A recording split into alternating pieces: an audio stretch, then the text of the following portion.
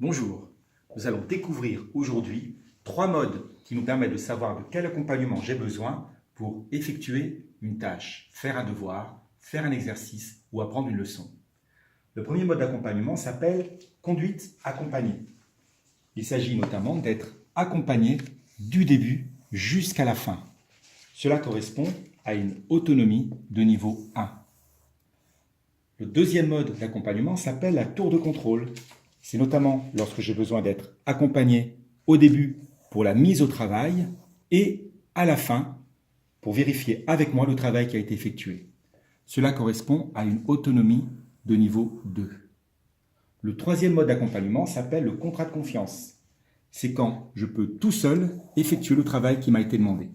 Cela correspond à une autonomie de niveau 3. Alors il peut être intéressant par la suite de savoir à l'avance, suivant la discipline ou la tâche que j'ai effectuée, de quel mode d'accompagnement j'ai besoin, en sachant qu'à tout moment, je peux réajuster ce mode d'accompagnement. Voici quelques exemples. Je peux considérer par exemple comme mathématique, actuellement, j'ai besoin d'un niveau d'accompagnement en conduite accompagnée, c'est-à-dire que pendant toute la durée de la tâche, j'ai besoin de la présence de quelqu'un à côté de moi. Pour le français, la discipline français, je peux être en mode d'accompagnement tour de contrôle, c'est-à-dire que j'ai besoin de quelqu'un au début pour la mise au travail et à la fin pour vérifier avec moi le travail que j'ai effectué. Cela peut aussi se faire par rapport à une tâche bien précise.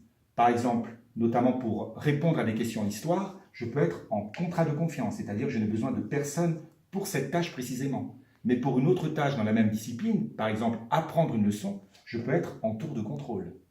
Autre exemple, pour apprendre une poésie, je peux être en conduite accompagnée, c'est-à-dire la présence de quelqu'un à côté de moi pour effectuer la tâche. Et vous, de quel mode d'accompagnement vous avez besoin pour chaque discipline? De la conduite accompagnée? De la tour de contrôle? Ou encore du contrat de confiance? À bientôt!